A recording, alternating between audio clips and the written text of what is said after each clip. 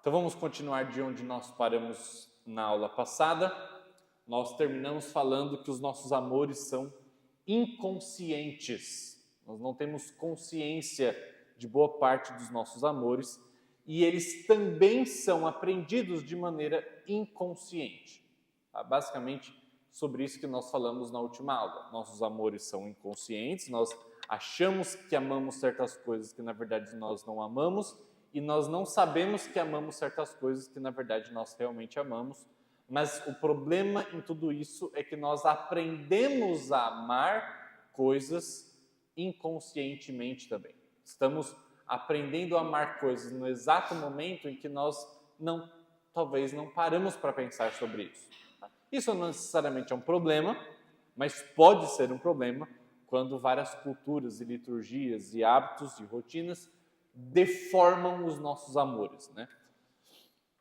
Agora, o livro fala que o treino, a orientação e a direção, o direcionamento dos nossos amores pode estar ocorrendo numa camada abaixo da superfície, né?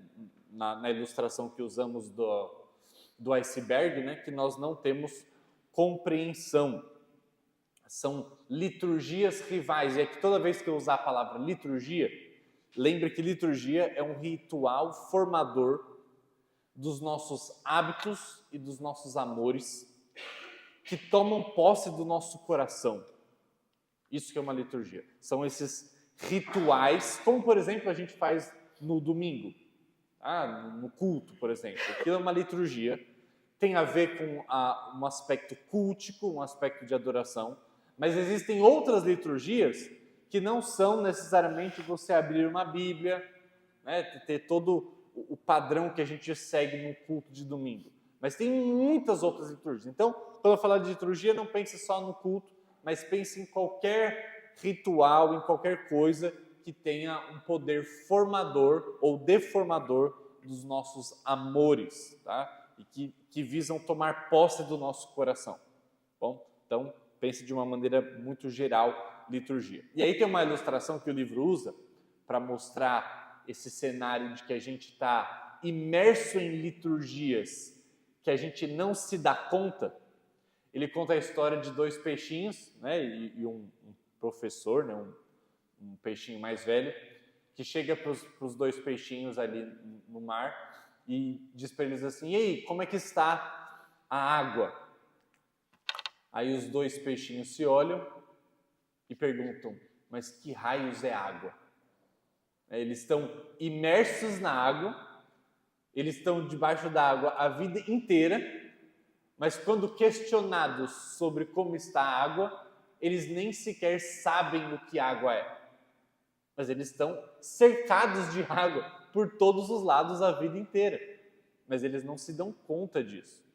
E o que o autor James Smith está tentando mostrar para a gente é que, da mesma maneira, quando nós falamos em liturgias seculares, em visões alternativas e rivais da boa vida, ou seja, visões que vão contrária à ideia de reino de Deus, do que é florescimento, a gente se pergunta: que raios é água? A gente está imerso nisso desde que nascemos, mas nós não nos damos conta disso, porque é inconsciente. E esse é o ponto dele, mostrar que nós devemos ter consciência das nossas imersões. Devemos ter consciência do que água significa, porque estamos nadando nela a nossa vida inteira. Então, primeiro, precisamos trazer isso ao nível consciente para que nós meditemos e aprendemos, esse é o nosso foco aqui, a ser mais criteriosos naquilo que nós deixamos passar pelo filtro das nossas decisões em relação a que liturgias, que hábitos, que comportamentos, que rituais, que liturgias eu me permito participar. Okay? Então, nós precisamos reconhecer quais são esses critérios de análise para descobrir quais são os sítios que nós realmente estamos. Precisamos reconhecer que as nossas imaginações e anseios não são imunes aos nossos ambientes. Os ambientes em que nós estamos, eles contam muito. Ainda que os ambientes nos influenciem de maneira não consciente, eles estão sempre influenciando. É interessante, algumas pesquisas mostram como que o seu ambiente físico de trabalho te influencia, por exemplo. Se você, por exemplo, tem um ambiente de trabalho, vamos supor que você trabalha no computador, né? E aí seu ambiente é todo digitalmente bagunçado ou fisicamente bagunçado, isso tem um impacto na maneira como você trabalha. Digitalmente bagunçado você abre o seu computador, tem pasta, arquivo jogado para todo lado, sem nenhuma organização. Isso vai afetar claramente o seu trabalho, e um espaço também físico vai afetar claramente o seu trabalho. Vai afetar o seu trabalho? Não. Todo o ambiente desorganizado está te afetando de alguma forma, seja no trabalho ou fora dele, na sua casa, em qualquer lugar. Então, o ambiente ele tem um poder influenciador sobre nós, que é mais uma prova do que o autor está tentando mostrar aqui. Apesar de o ambiente em si, no sentido mais físico do termo, não seja o que ele está chamando de liturgia, embora toda liturgia acontece em um ambiente, e o ambiente tem uma influência sobre a liturgia, tá? Mas o ponto é que, embora o ambiente não comunique usando palavras e não te convença com argumentos, o ambiente sempre está comunicando algo e está fazendo algo em nós também. Por isso que, por exemplo, a arquitetura é tão importante. Porque, por exemplo, também pesquisas mostram que quando você está em um ambiente com o teto baixo, isso influencia, por exemplo, na sua criatividade para baixo.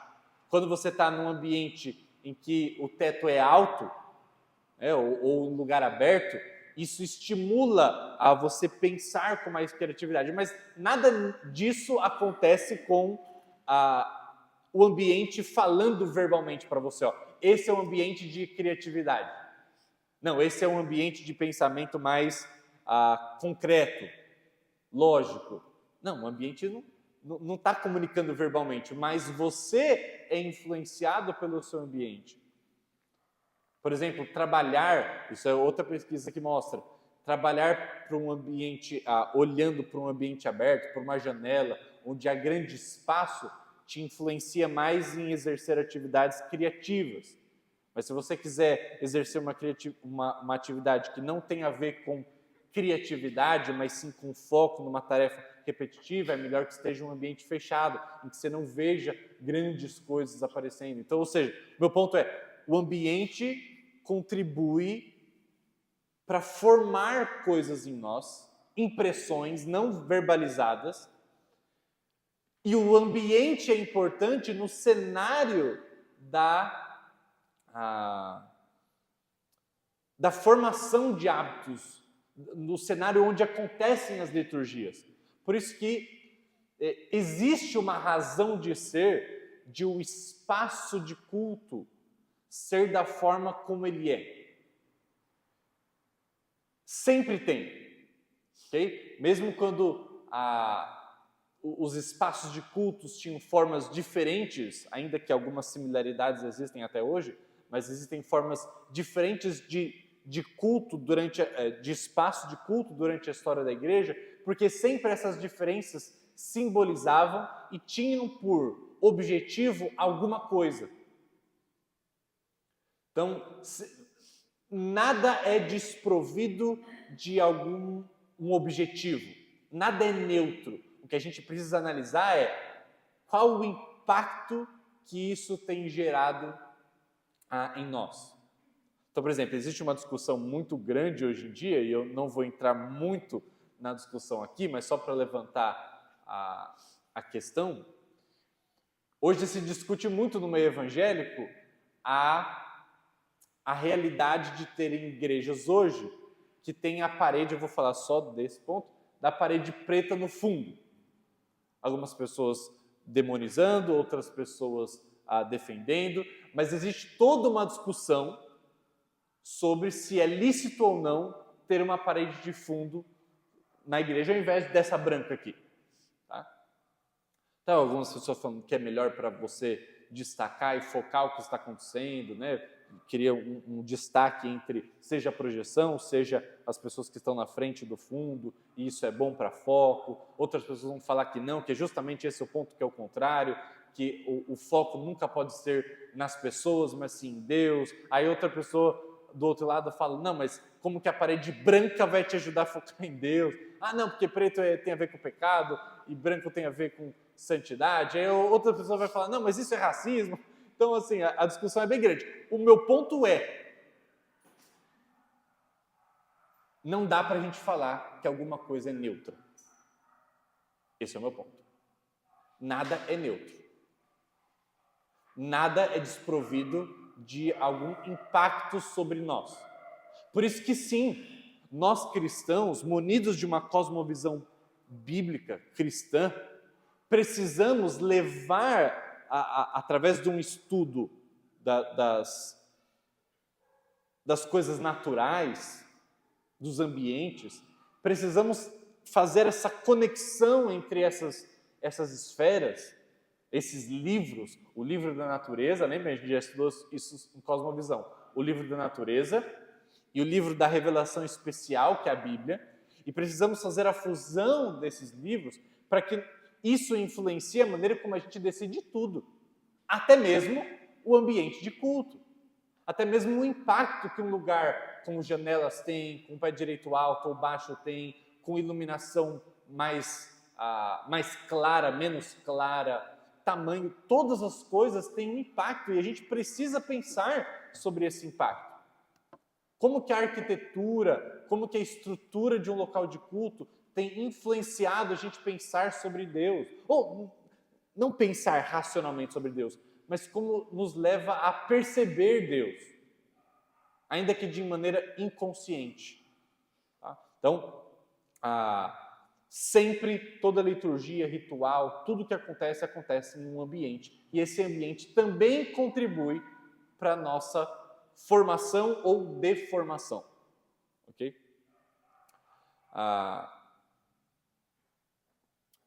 Aí o autor ele vai começar a fazer uma transição para nos ajudar a reconhecer essas liturgias rivais. Né? O que é uma liturgia rival? O culto é uma liturgia que Deus instituiu para formar os nossos amores e reorientar os nossos amores em direção a Ele, em direção ao reino de Deus. Uma liturgia rival é qualquer outro tipo de rito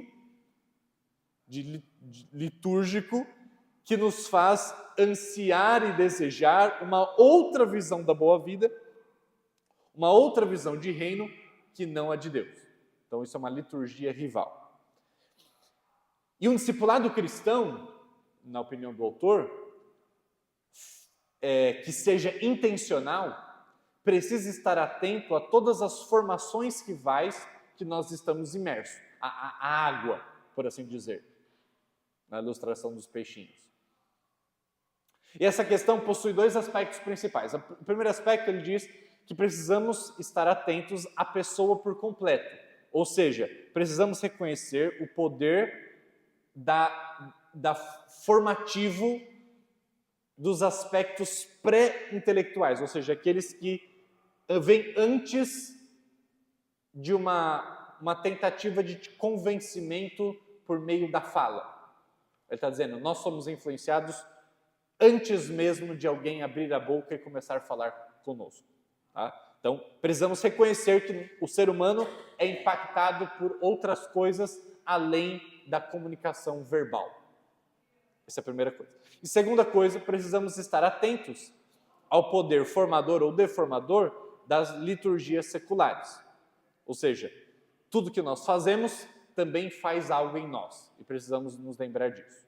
Tá? Precisamos lembrar que o ser humano é um ser complexo, que é influenciado por mais do que a comunicação verbal e de que precisamos estar atentos que as liturgias têm um poder formador ou deformador sobre nós.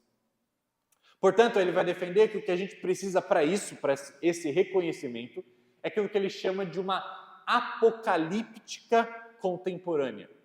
E qual que é a ideia dessa palavra apocalíptica? O que te lembra isso? Do livro de Apocalipse, né? Que, na verdade, literatura ou gênero apocalíptico é maior do que o livro de Apocalipse.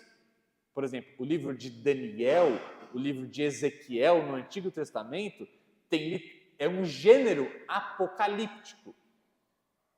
E que na nossa cabeça, imediatamente, o que a gente pensa é Apocalipse tem a ver com futuro, escatologia, previsão do que vai acontecer. Isso tem Ezequiel, isso tem Daniel, isso tem Apocalipse. Ok, literatura apocalíptica tem a ver com previsão do futuro. Não, não é. Esse é um grande equívoco que a gente faz. Embora tanto o livro de Daniel, Ezequiel e Apocalipse falem sobre o futuro, o principal foco desses livros não é prever o futuro. Apocalipse significa revelação. Sabia disso? E é até engraçado que a gente lê Apocalipse são tantas metáforas, são tantas imagens, que às vezes a gente se perde e parece que é um livro que mais anuvia, que mais embaça, que mais nos deixa dúvidas do que clareza. Não é isso que a gente sente quando lê Apocalipse? Só que a palavra Apocalipse significa revelação de Jesus Cristo. Aquilo que muitas vezes nós lemos e traz confusão, deveria trazer clareza quando lido da maneira certa. E qual que é o ponto aqui? Por que ele está falando que nós precisamos de uma apocalíptica contemporânea? Porque da mesma maneira que o gênero literário apocalíptico servia para revelar coisas que estavam ocultas, a ideia é de remover a máscara, é revelar realidades que nos cercam como elas realmente são. E essa é a ideia do livro de Apocalipse. É mostrar coisas como elas realmente são, ainda que com o uso de metáforas, ainda que com o uso de simbologias. Mas essa é a ideia do livro de Apocalipse. É mostrar as coisas por detrás da cortina.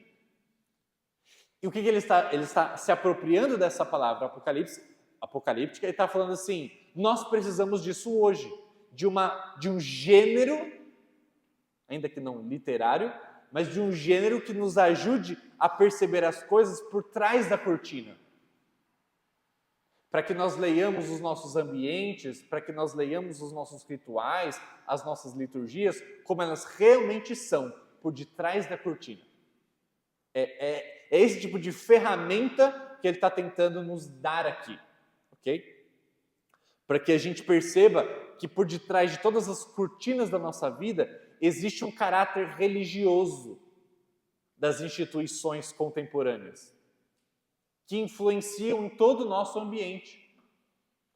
Então, ele está tentando mostrar, existe um caráter religioso, mas que está atrás de uma cortina da neutralidade, que é uma palavra muito famosa, muito popular em nosso tempo, que a tempo todo está tentando nos convencer de que existem coisas que são neutras, existem ideias que são neutras, existem pensamentos, rituais, liturgias, hábitos, costumes que são neutros. E aí nós cristãos, muitas vezes bobos, acabamos nos deixar levar por essa ideia da neutralidade, da suposta, da pretensa neutralidade. E às vezes nós nos privamos de exercer um comportamento mais efetivo, por exemplo, na esfera pública, porque a gente foi convencido, assim como o pessoal lá da época de Daniel foi, ou tentaram nos convencer disso, de que na esfera pública sejamos neutros. Viva a sua religião, viva a sua esfera religiosa na sua vida privada. Por que eu digo isso? Porque lá em Daniel, Nabucodonosor, quando colocou a estátua pública que todos deveriam adorar, ele não brigou assim, porque o estilo de dominação da Babilônia naquela época não era tornar escravos, como, por exemplo, a gente vai ver depois na história, né, da escravatura. Mas eles traziam as pessoas mais inteligentes, de onde eles dominavam, os principais influenciadores, levavam para a Babilônia, como foi o caso de Daniel e seus amigos, né?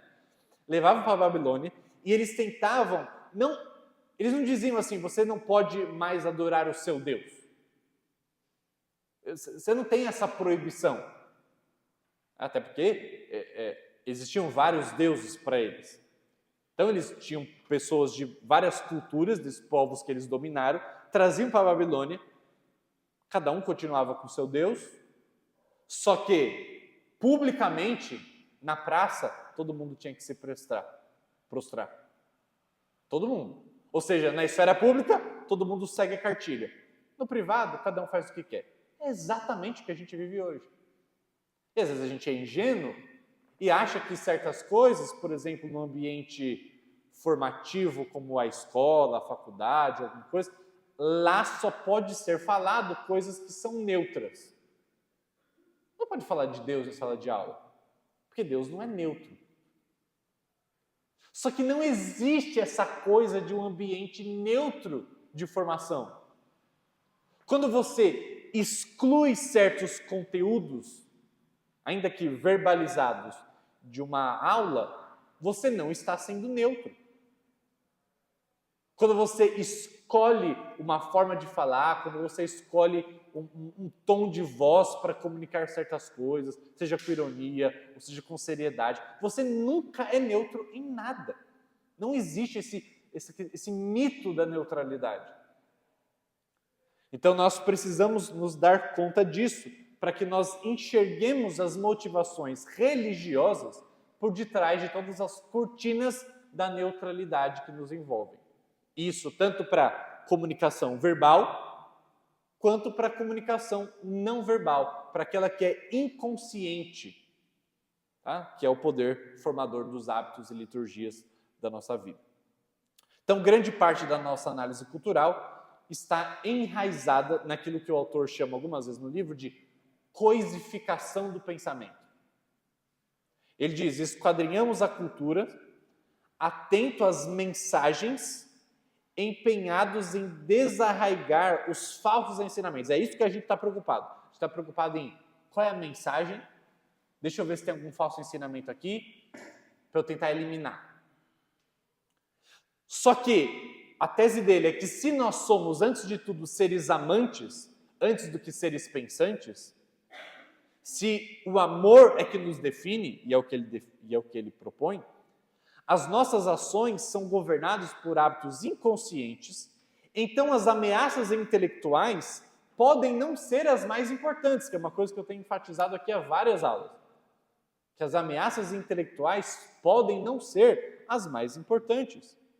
Na verdade, podemos estar tão concentrados nas tentações intelectuais que deixamos de perceber que o nosso coração está o tempo todo sendo liturgicamente atraído por visões rivais da boa vida, por versões rivais de reino.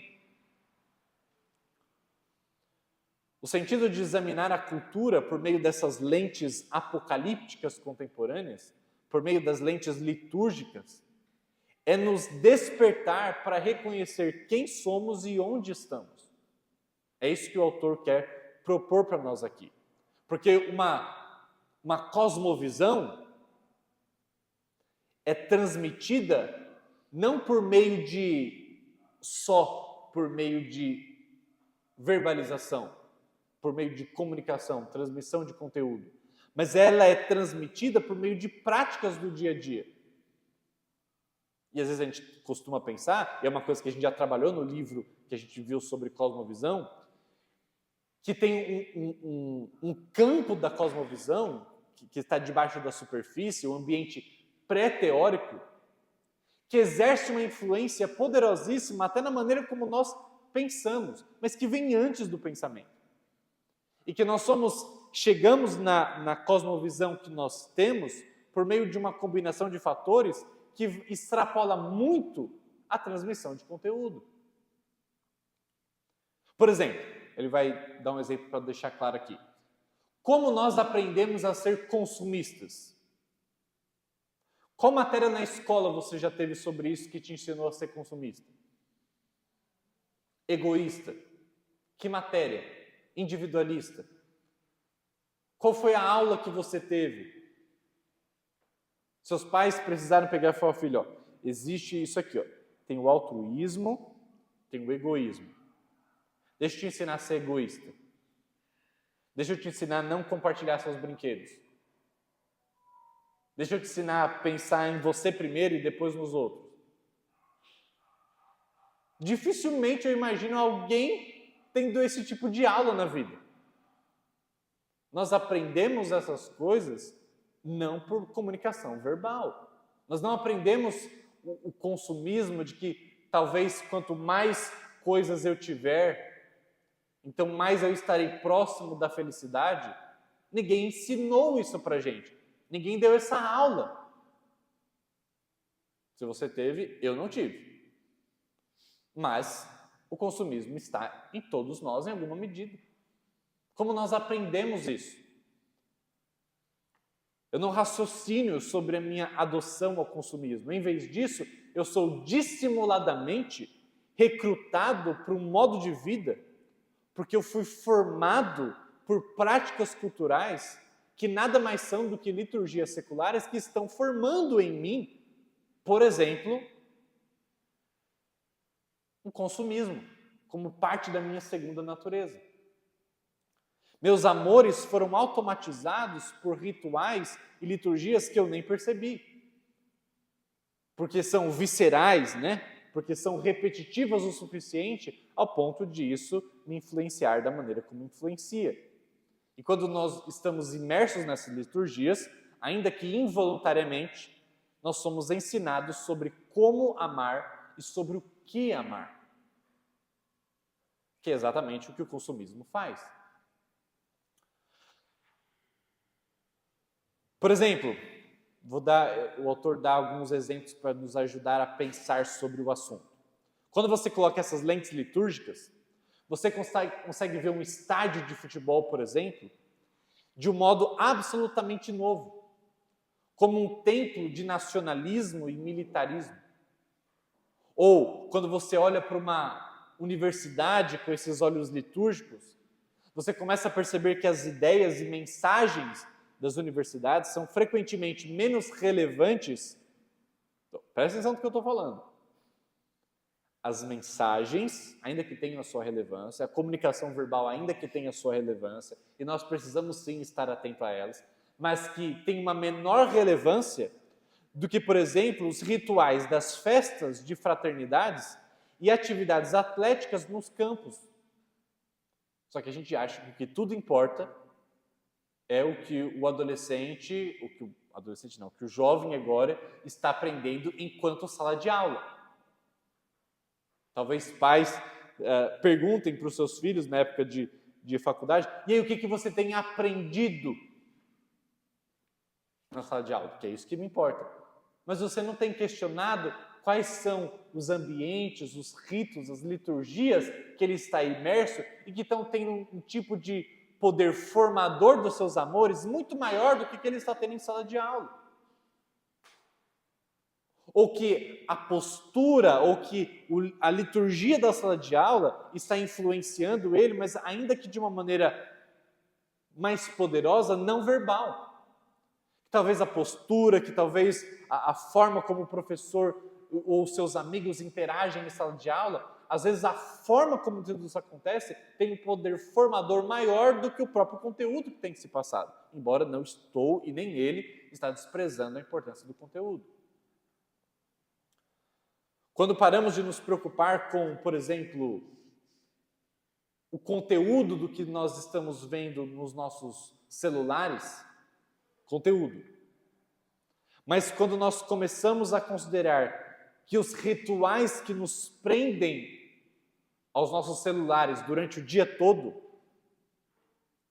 que o próprio ritual que nos prende já é uma forma de prática que é carregada por uma visão egocêntrica que coloca o eu no centro do universo. De novo, a gente está muito preocupado com o conteúdo. Mas o próprio ritual, o próprio ambiente, a própria maneira como as coisas acontecem tem um poder formador que muitas vezes nos passa desapercebido. Você passará a perceber então que todos os tipos de coisas que fazemos fazem algo em nós também. Não apenas as mensagens, não apenas as ideias, não apenas as informações disseminadas pelas instituições variadas na cultura, mas a própria prática em si, o seu próprio poder litúrgico de formar ou deformar os nossos amores. Portanto, as liturgias funcionam tanto afetiva quanto esteticamente. Elas nos seguram pelas entranhas com o poder da imagem, com o poder da narrativa, com o poder da metáfora. O tempo todo estamos sendo cativados por essas coisas.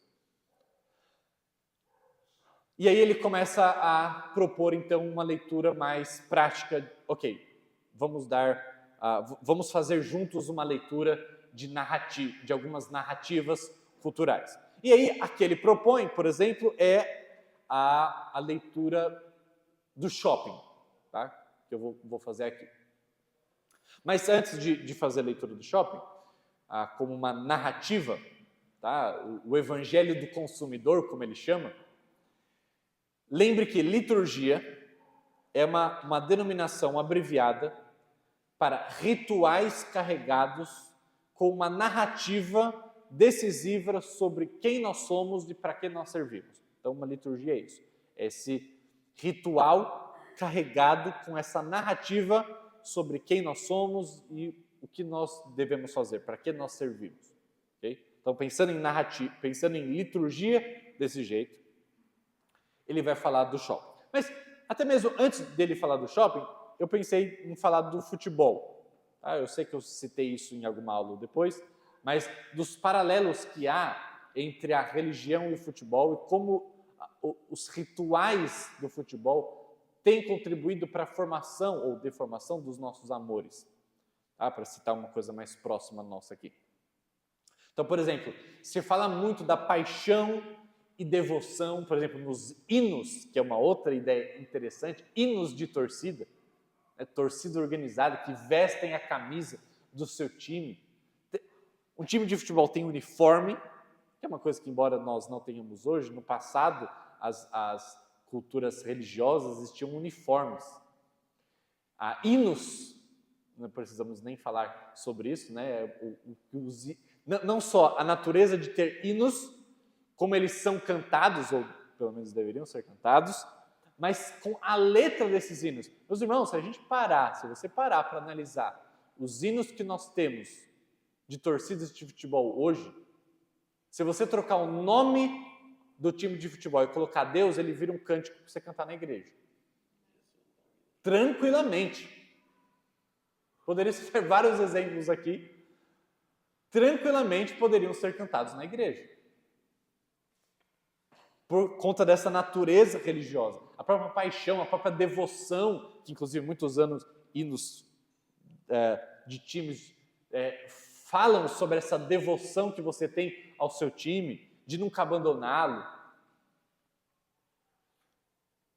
Os próprios rituais e tradições que envolvem, por exemplo, os rituais pré-jogo, a própria ideia de relacionar certos ambientes comunitários, como fazer um churrasco junto para assistir alguma coisa, comemorar gols, o jeito como se comemora gols, as vitórias, os gestos específicos, as práticas de cada um, a maneira como se unem no estádio de futebol. E aqui, meus irmãos, eu não estou tentando demonizar nada, eu só estou dizendo que nós precisamos ter consciência do que essas coisas, do poder que elas têm para deformar os nossos amores. E quando nós temos consciência, nós podemos enfrentar essas coisas e até ter o poder de decisão em participar de certas coisas ou não, mas precisamos ter consciência delas. Os símbolos que envolvem, os heróis, as lendas que se contam, a a comunidade, o pertencimento que tem, né, de pessoas que quando descobrem, quando conhecendo alguém, que a pessoa tem o mesmo time de futebol que você, elas de repente estão unidas. Elas de repente falam, uau, que bom que você também... Similar ao que nós temos quando nós encontramos alguém que compartilha a mesma fé em Cristo que a gente. Não é que a gente fica feliz, caramba, você também é cristão, que legal, que igreja que você vai? A mesma coisa acontece em relação a times de futebol. Essa ideia de pertencimento, de comunidade, dos encontros, da fé, da esperança. Então existe uma série de coisas que apontam para que estar imerso nessas liturgias, pelo menos do futebol brasileiro, e em outros países certamente também, mas tem um poder religioso oculto por detrás das cortinas, e que nós precisamos ter consciência dessas coisas. De forma alguma eu estou dizendo que futebol é coisa do diabo, de forma alguma eu estou dizendo que crente é proibido em estádio, não estou dizendo isso, necessariamente. Mas precisamos ter a consciência dessas coisas. Assim como, por exemplo, o autor vai falar da liturgia do shopping. Agora. Só que eu imagino que, pela descrição que ele fez do shopping, ele já foi ao shopping, e eu duvido que quando ele precisa comprar alguma coisa, talvez hoje em dia pode até ser, mas que ele não vá ao shopping, porque hoje em dia você pode comprar pela internet e não precisa necessariamente ir ao shopping, né? Mas o ponto dele não é colocar uma proibição, até porque, conhecendo o que ele vai expor aqui, eu tenho certeza que quando você traz a liturgia e o ambiente para um nível consciente, você tem melhores ferramentas para impedir, não é garantia, mas de impedir que aqueles rituais influenciem os seus amores. Ainda eles vão influenciar, mas de uma maneira mais controlada. Então, vamos falar sobre, por exemplo, a liturgia do shopping. Não, eu lembrei de uma coisa. Do estádio de futebol. Eu sempre fui santista. Porque eu não sei. Acho que tem alguma influência do meu avô, sei lá. Mas acho que principalmente pelas épocas douradas que o Santos já teve. Tanto desde sempre, meu pai falar sobre o Pelé, jogou no Santos. Aí depois, já na minha adolescência, aí tinha a época do Robinho e do Diego. Aí depois o Santos ficou vivo. Aí depois voltou o Neymar. E aí o Santos deu... e hoje está do jeito que está, né? Mas essas épocas aí. E aí, beleza. Meu pai é flamenguista. Roxo desde sempre. Mas também não gostava de dizer que era roxo, porque ele falava, não, futebol não leva a nada, tá? E aí, uma vez, o Flamengo foi para a final, foi para a última rodada do Campeonato Brasileiro, com chances de ganhar o Brasileiro. E já fazia tempo que não ganhava nada, meu pai participou de uma época gloriosa do Flamengo, que ele só falava, mas há muito tempo não ganhava. E aí, era a final no Maracanã. E aí, meu pai, né? Meu pai que sempre falava que o futebol não importa, que assistia, torcia, mas falava, não, isso aí não importa para nada, isso aqui, eu não ligo mais para futebol hoje em dia. Aí a gente foi, todo mundo, meu tio conseguiu ingresso, aí foi eu, meu tio, meu pai, lá para o Rio de Janeiro, Maracanã, ver o último jogo. Eu fui assim, sou santista, né? Sou santista, falava assim, meu pai não vai me influenciar nada, eu vou só porque, afinal, no Maracanã, nunca tinha ido no Maracanã, vamos lá assistir. Assim, Maracanã lotado, muito mais do que foi noticiado, que a galera subia no alambrado, tudo. Mas o meu ponto é, tinha assim, 5 pessoas, umas 10 pessoas por centímetro quadrado, pulando, se espremendo. Ninguém sentou em lugar, em momento nenhum, não tinha como sentar. Na época, antes da reforma do Maracanã, né? Todo mundo assim, espremido, com bandeira, com camisa, gritando todo mundo. Um negócio muito louco, assim, que eu nunca tinha visto na minha vida. Numa altura, a galera pulava, o chão tremia, eu pensei, meu Deus, isso aqui vai cair. Vai cair, vai todo mundo morrer. Um negócio muito louco, eu nunca tinha experimentado aquilo na vida. O Flamengo ganhou. Os hinos eram bonitos. eram bonitos. Eu achava muito bonitos os hinos que estavam sendo cantados, pelo menos naquela época. Os hinos do Flamengo eu acho bonito. Eu sei que aquilo teve um impacto tão grande. Meu pai, que ele falava que ele não ligava para futebol, que hoje em dia ele nem torcia para nada, mas liguei o ingresso, vamos, né, até o Rio de Janeiro para assistir um jogo. Eu vi meu pai, quem conhece aqui, quem já viu ele pregando aqui, ele abraçava e chorava desconhecidos. Ele abraçava todo mundo e gritava e chorava. Meu pai não se emociona. Eu olhei aquilo e quando de repente eu me percebi, eu estava lá pulando e gritando os hinos do Flamengo e abraçando gente. E tinha sido roubaram meu óculos de sol sem eu perceber, do meu olho. E eu estava abraçando a galera. E eu saí dali falando que eu torcia pro Flamengo. Como segundo time, mas o Flamengo ali. Ou seja, que negócio é esse que eu vou para lá sem, porque meu pai ia. Meu pai foi para lá dizendo que aquilo não importava mais para ele. E de repente estava numa cena dramática como aquela. Saindo gritando dali e comemorando e querendo, a partir daquele momento, eu queria ter uma camiseta do Flamengo. Eu queria ter um uniforme. O que isso está fazendo? Então, assim, é claro que se eu for para algum evento desse, consciente do poder formador que isso tem, isso pode até ser uma barreira, mas isso não impede de que isso me afete. Não impede.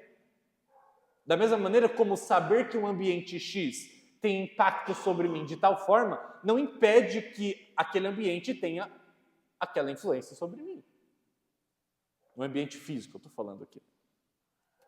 Então, precisamos estar atentos a isso. Não estou simplesmente demonizando alguma coisa, e nem o autor está querendo isso. Ele está dizendo que nós precisamos apenas estar mais conscientes do poder formador que essas coisas têm sobre nós. E aí vem o shopping. Assim, sinceramente, eu tenho alguma dificuldade com a maneira como ele descreve inicialmente a liturgia do shopping. Em alguns momentos, na verdade, em bons momentos, eu acho que ele exagera. Ponto. Em alguns momentos eu acho que ele exagera. Mas não dá para a gente não perceber certas coisas. Então ele vai fazer uma análise muito grande do tempo em que o shopping fica lotado. Então, por exemplo, ele fala das liturgias, que embora a gente tenha liturgias cristãs, que até mesmo as liturgias cristãs são utilizadas nas liturgias do shopping ou do consumismo, em que tem certas épocas do ano que você precisa ir ao shopping comprar presentes, seja para outros ou para você mesmo. E essas datas só se acumulam com o tempo. Só se acumulam.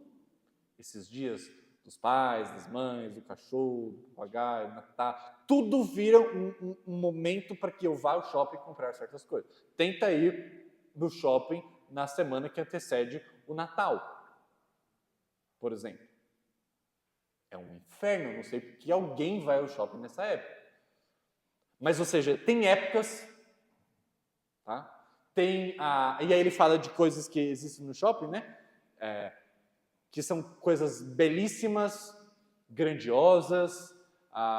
Ele faz análise até da maneira como eles permitem que a luz entre no shopping, a maneira como o shopping faz para que você não se dê conta do tempo que está passando lá dentro, e de uma série de coisinhas que ele vai fazendo uma descrição, algumas, como eu falei, exageradas, outras bem mais plausíveis. Mas eu não vou me deter muito nesse tópico do livro. Depois, se tiver interesse, você vê lá. Mas eu acho que o pouco que eu estou descrevendo já dá para perceber que tem certas coisas que são religiosas por detrás, que nos levam ao rito que está fazendo algo em nós sem que nós percebamos. Mas eu vou caminhar para a hora que ele vai falar sobre uma análise mais própria, na minha opinião, quando ele fala assim, o shopping está comunicando para nós a ideia de que estou mal, logo compro. Aqui eu já comecei a achar mais interessante.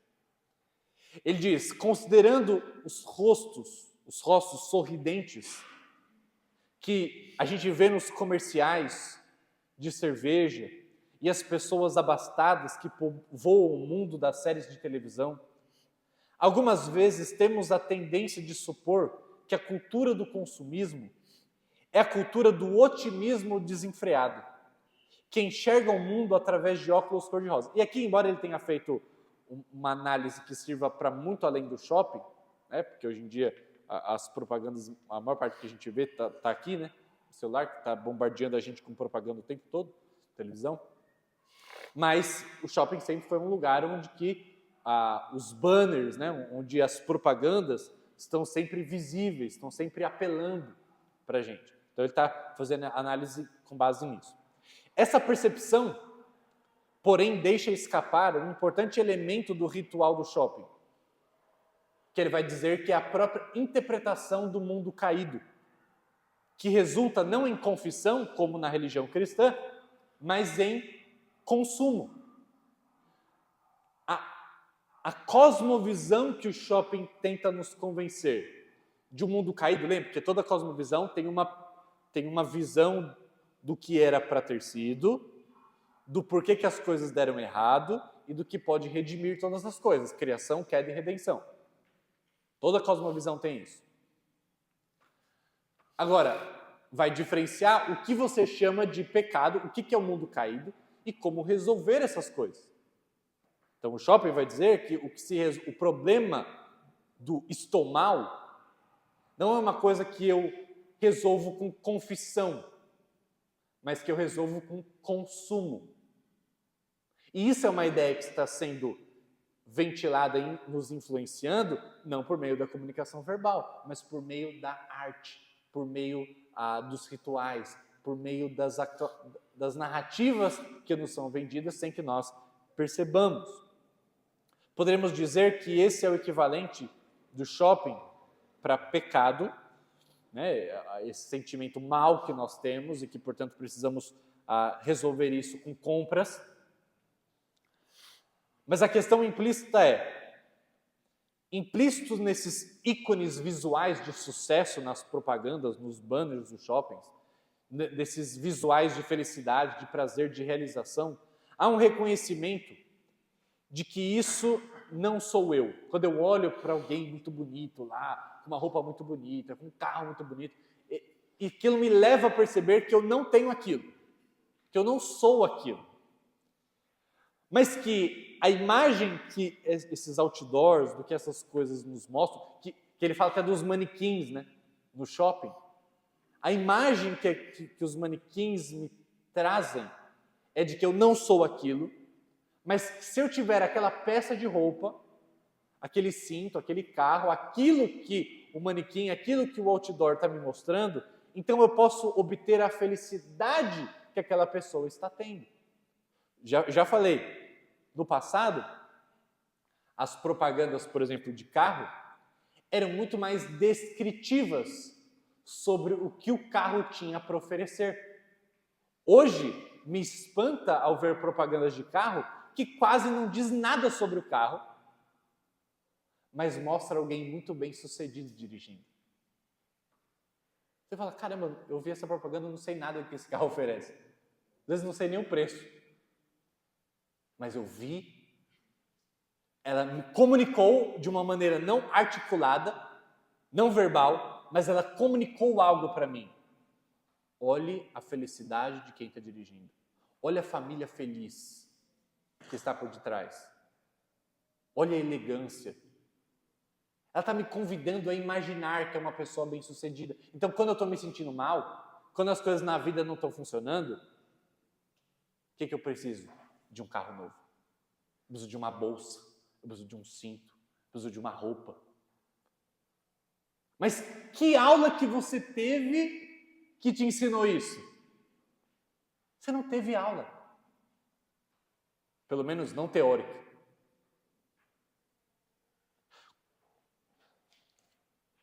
Quando, por exemplo, sua filha, suponhando que você tem uma filha, você não tem, só imagina, está triste por conta de alguma coisa.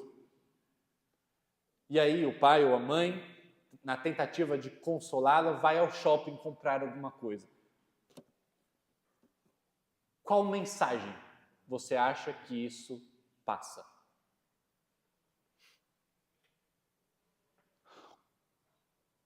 Que tipo de amor isso gera no coração?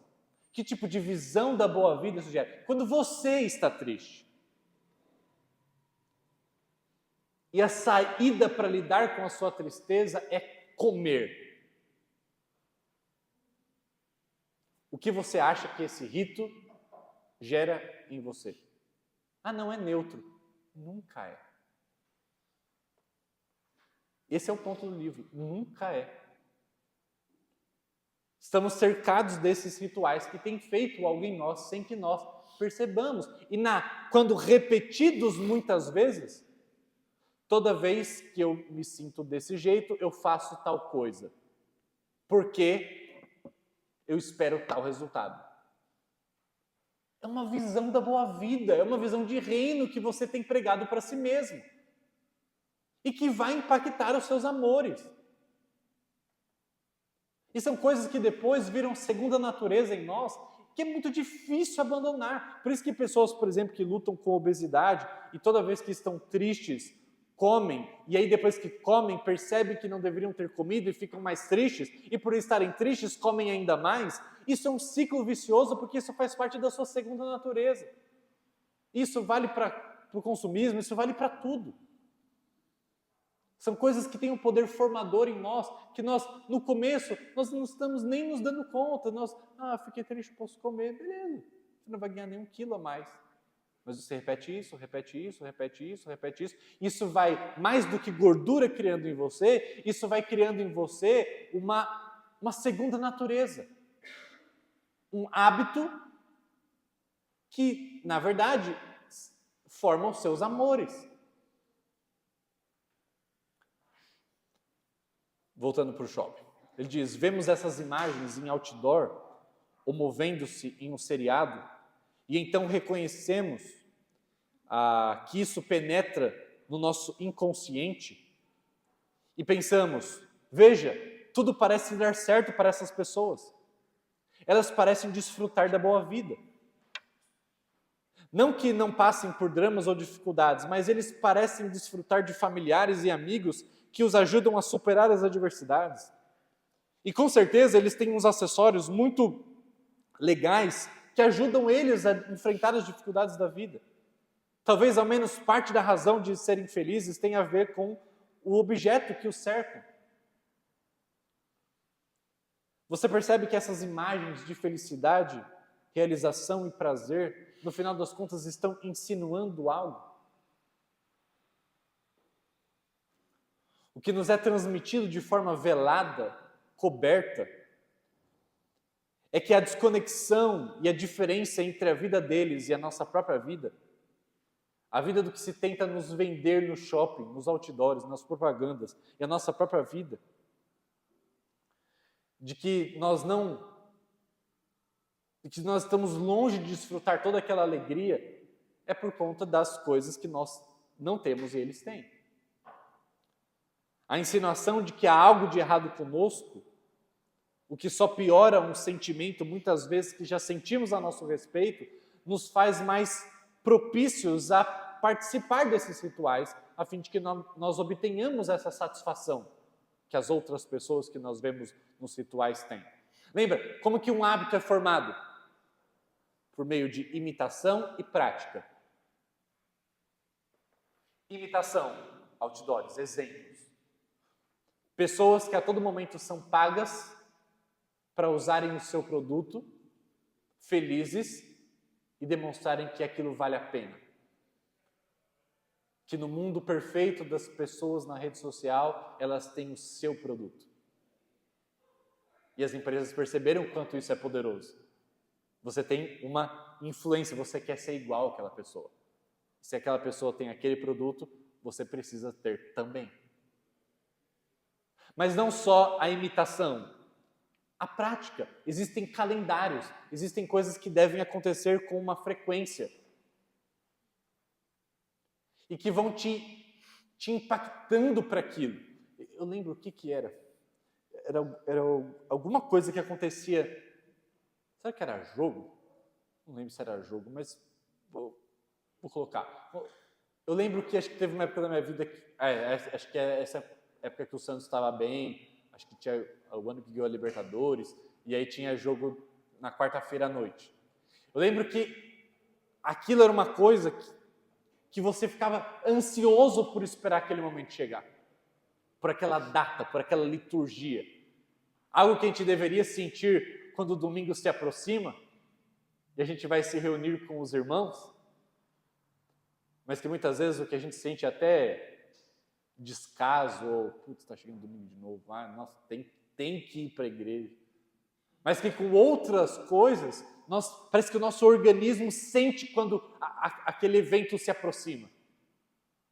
Aquilo nos toca, nos mexe, não apenas intelectualmente, mas mexe com o nosso corpo. Nos deixa ansiosos, nos deixa preocupados, nos deixa extasiados.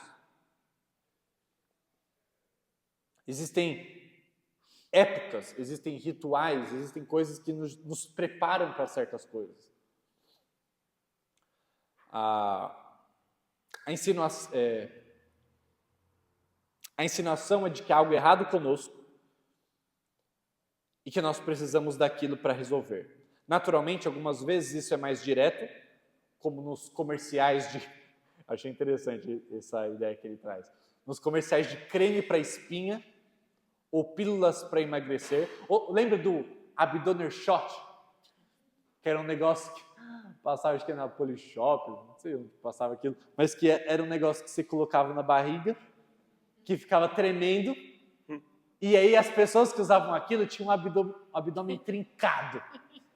Aí você lá com seus 40% de gordura corporal, achando que você ia comprar aquele negócio, ia ficar com o abdômen daquele jeito. Mal sabe você que aquela pessoa tem uma genética do caramba, que aquela pessoa não come 1/3, 1/10 do que você come, que a pessoa faz exercício físico extenuante todos os dias, mas você acha que o negócio fazendo assim na sua barriga vai te deixar com o abdômen daquele. Mas o tempo todo as pessoas estão querendo nos vender isso, ou como cremes para espinha, né, como ele fala. E é que num comercial específico, no comercial dizia assim: se você se sente sozinha nos bailes da escola por causa dessas espinhas do tamanho de tumores por todo o seu rosto, então, gente, quem não vai querer comprar um negócio desse? Mas a questão ali, e que eu acho que é a opinião dele, não é nem o que ele está comunicando, mas é o que está mostrando. É o que está mostrando para você.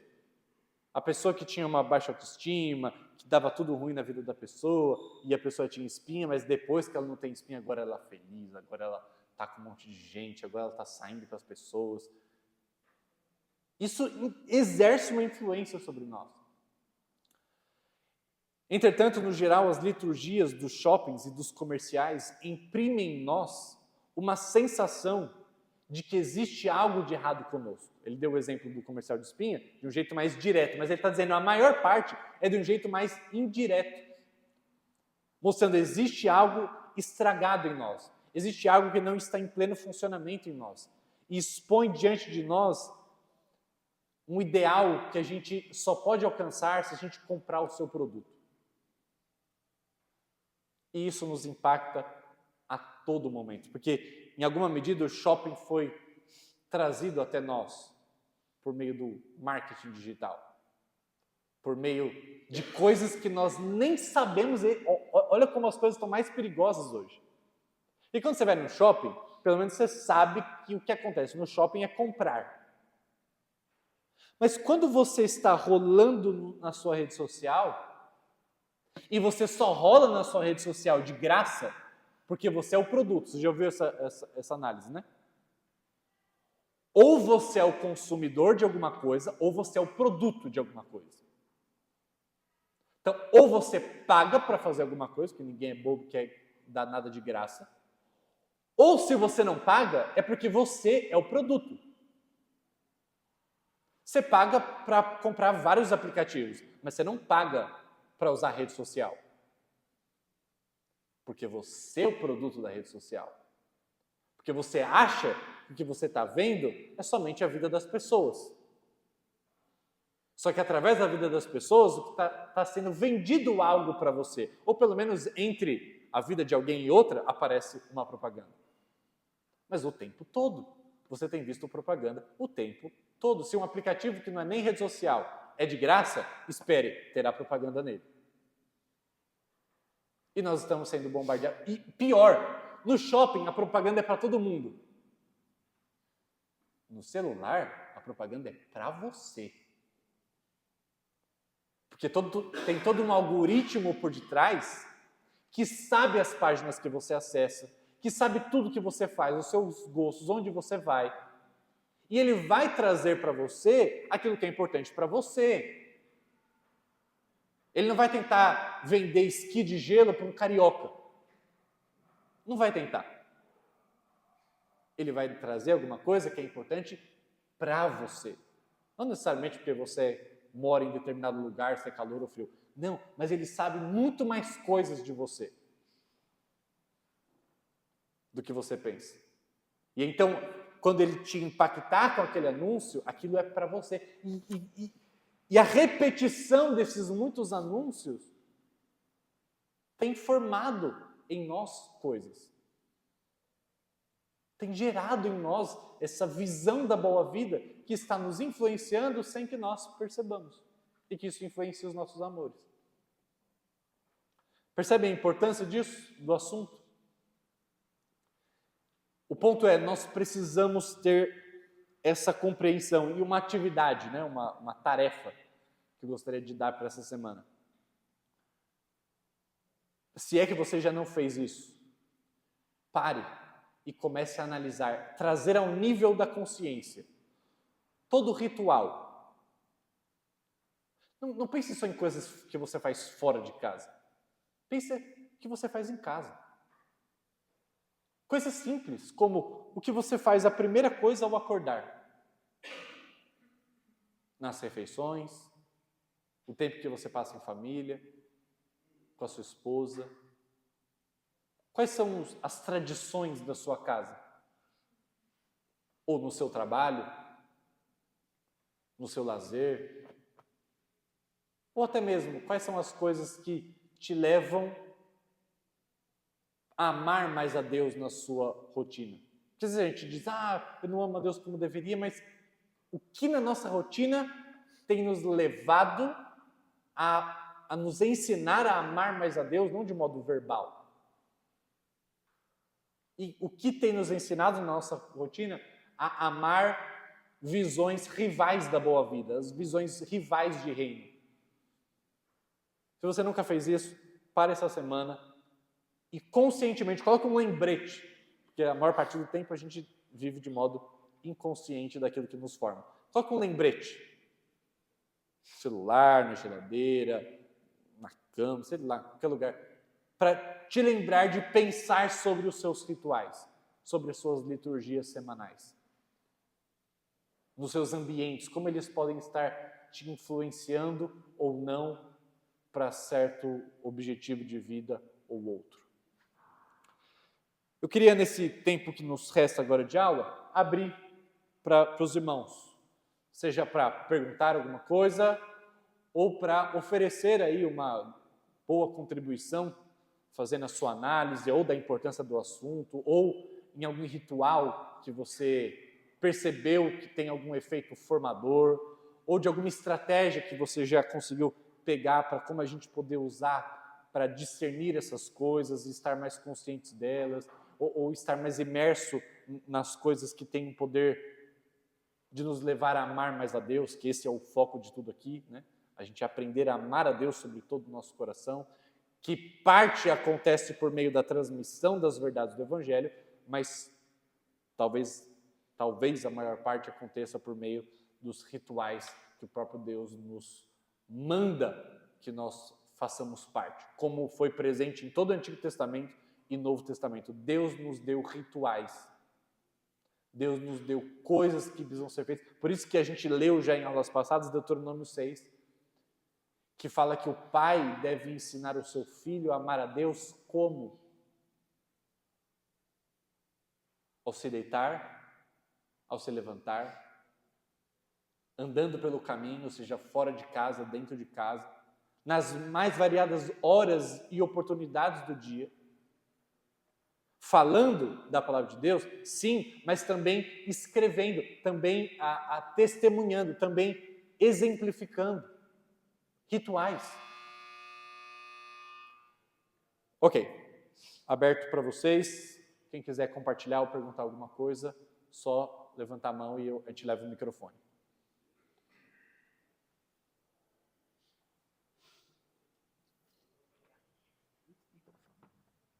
Vamos lá, gente. Coragem.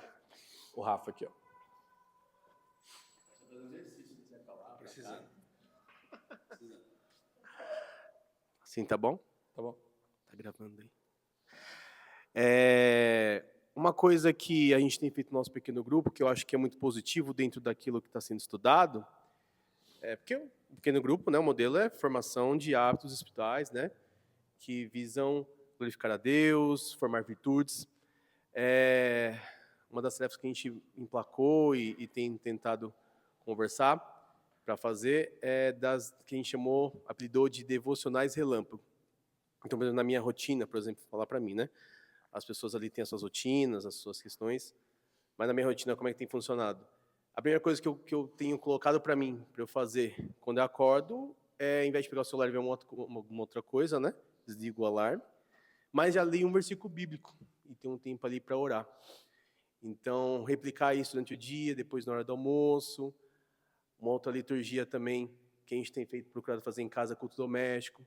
Então, são coisas que moldam nossos amores e direcionam para o local correto, né?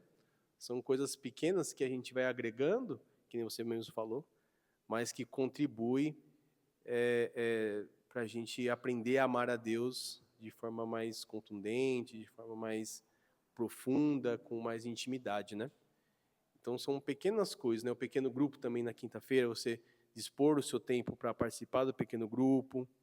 Então, tudo isso contribui para essa finalidade, né? Não que a gente não possa fazer outras coisas, mas a gente tem que também estar muito atento nesse sentido que a gente faz o dia a dia, a vida diária, né? As pequenas coisas ali, eu acho que vai ajudar bastante a gente nesse sentido, né? Sem dúvida. O Rafa falou uma coisa interessante, os pequenos grupos. Por que eu bato tanto nessa tecla? E por que a gente tem tanta dificuldade ainda? Por quê? A gente está acostumado, por uma coisificação do pensamento, de o ser humano ser um ser pensante, meramente, isso define a natureza humana para a gente acha que o que a gente precisa é mais conteúdo. Por isso que a gente vem na escola bíblica dominical, e está certo em vir. Por isso que a gente vem no culto à noite, está certo em vir. Mas é por isso também que toda a programação da igreja gira em torno de transmissão de conteúdo. Vai fazer qualquer coisa, tem que ter uma palestra primeiro, tem que ter uma transmissão de conteúdo. Vai fazer pequeno grupo? Tem que ter um estudo no pequeno grupo. A gente vive a vida cristã em torno de conteúdo só. Só que aí fora do ambiente cristão, a gente está imerso em liturgias que têm formado os nossos amores e a gente não percebe. O pequeno grupo é uma das ferramentas mais poderosas, uma das liturgias mais poderosas para formar os nossos amores, o nosso caráter cristão, e a gente não percebe. Ah, mas o pequeno grupo não está na Bíblia. Está sim. Está sim, porque as igrejas no Novo Testamento eram pequenos grupos, porque não tinha igreja desse tamanho aqui, eram em casa. As pessoas tinham tudo em comum em casa. Eram ambientes pequenos, em que as pessoas compartilhavam a vida toda juntos. Tinha sim pequeno grupo, o tempo todo. E qual é a influência que o pequeno grupo, como uma liturgia, não necessariamente verbal, porque ela não está querendo, pelo menos o que eu ensino e bato na tecla por líderes do pequeno grupo, não é dar uma aula, não é dar um estudo, o pequeno grupo não é lugar para isso. embora seja nossa tentação constante, mas é compartilhar a vida, ter um ambiente em que meu corpo já entendeu que eu tenho que prestar contas e exigir contas, ou seja, se o mundo quer me tornar cada vez mais individualista, o pequeno grupo tenta me convencer por meio de um ritual que a minha vida não deve ser vivida no modo privado, mas no modo comunitário. E estar presente num ambiente desse vai comunicando isso ao meu coração de forma que nenhuma aula que eu possa dar sobre isso te convence. Quando semanalmente eu tenho que prestar contas da minha vida para alguém, e eu tenho que exigir contas de outra pessoa na sua vida cristã, na formação desses hábitos que o Rafa falou, hábitos espirituais em comunidade, isso tem um poder formador em mim, de novo, que nenhuma aula tem. Mais do que eu estou falando a importância da comunidade aqui, mas você vai ouvir essa aula e você tem grande chance de descartar depois, esquecer. Mas se isso for repetido semana após semana, eu duvido que uma pessoa que passa anos, meses, num pequeno grupo, semana após semana, exigindo que as outras pessoas prestem contas da sua vida, e você prestando contas da sua, eu duvido que uma pessoa dessa, em algum momento da vida, diga: o que você tem a ver com a minha vida? Não porque ela foi ensinada a não falar isso, mas porque ela está imersa numa liturgia que diz para ela: as pessoas têm tudo a ver com a sua vida e você tem tudo a ver com a vida das pessoas. Só que, talvez se você perguntar para uma pessoa dessa, aonde você aprendeu isso? A pessoa não vai lembrar de uma aula de escola dominical. Talvez ela nem vai lembrar onde aprendeu, mas ela está participando de um ritual que ensinou isso a ela. Isso é muito bom, mas isso pode ser muito ruim. A gente pode estar em um monte de rituais que têm ensinado a gente a ser egoísta, a gente não sabe. Mas uma dica, né? O Rafa deu uma dica e eu quero dar outra sobre um ritual que, pelo menos hoje eu estou meio defasado nisso, mas que em outras épocas da vida em que eu consegui, porque assim, criar um hábito não é coisa fácil, tá bom? Então, você vê alguém tocando piano lá, muito bonito, muito rápido, né? É bonito, é legal, é fácil para a pessoa. A pessoa consegue fazer aquilo pensando em outra coisa, fazendo qualquer outra coisa. Mas para ela ter chegado naquele nível foi difícil. Quanto mais a pessoa faz uma coisa que é difícil parecer fácil para você, saiba que foi muito difícil ela chegar naquele ponto. Então, criar hábitos é difícil. Os bons, né? Os fáceis é mais fácil. Os ruins são mais fáceis. Por exemplo, o que eu queria falar, né? Um hábito excelente é de você orar antes. E por que eu estou usando a oração? Porque ainda a leitura da Bíblia é excelente, né? A Bíblia fala da importância da leitura bíblica, da meditação na Bíblia o dia inteiro. Mas ainda a gente está falando de comunicação verbal. Não é coisa que você está aprendendo, a informação que você está adquirindo. Mas oração não tem nada a ver com a informação que você está adquirindo, certo? E é que eu quero dar esse exemplo. Às vezes que mais minha vida espiritual foi impactada, meus amores por Deus foram impactados, foi quando eu conseguia orar antes e depois de cada coisa que eu ia fazer no dia. Eu tinha até um lembrete dentro do meu sistema, que eu sigo durante o dia. Quando eu ia mudar de tarefa, eu tinha lá, ore antes. Acabava a tarefa, orava depois. Próxima tarefa, começava antes orando, terminava antes orando. Isso tem um poder formador em nós impressionante. E não é uma informação que você está recebendo. Na oração você não está recebendo nenhuma revelação nova. Mas aquilo forma amores em nós de uma maneira que nenhuma aula, nenhuma palestra, nenhum livro de oração tem poder de fazer. Embora palestra, aula, livros de oração sejam importantes, devem ser lidos, mas a prática e a repetição dessas coisas é muito importante. É difícil, não é fácil lembrar. Tudo em nós não vai querer isso. Orar antes e depois de todas as coisas. Mas essa liturgia, essa prática, essa tradição, esse costume, esse hábito, tem um poder muito grande. Faça um teste. Fique um mês orando antes e depois de tudo que você for fazer, e depois a gente volta a conversar sobre o impacto que isso teve na sua vida. Tenho absoluta certeza. Isso que o Rafa também falou, né, de fazer essas breves meditações durante o dia na palavra, principalmente porque quando você coloca essas coisas, você está tirando alguma coisa. Igual o Rafa falou, né?